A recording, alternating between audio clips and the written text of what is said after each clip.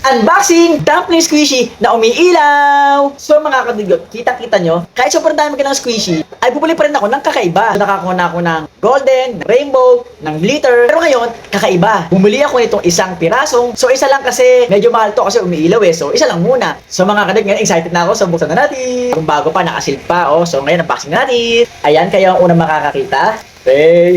Ito na. Ito siya.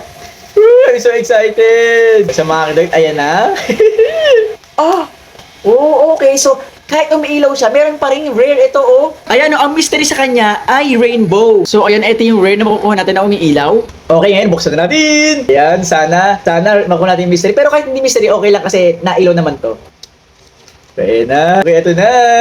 Rainbow ko sana, rainbow na umiilaw. Ito na. 3, 2, 1. Kulay pink na unicorn! Wow! Wow! Umiilaw nga! Umiilaw! Wow! Wow! Wow! Sa mga kadagal, ito ang itsura niya. Yung kulay pink siya na unicorn. Hindi siya rainbow saya, pero okay lang.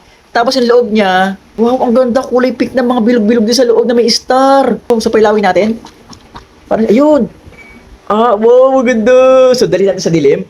Tignan natin ang itsura niya kapag nasa dilim, kung maganda ba. Wow, ang ganda!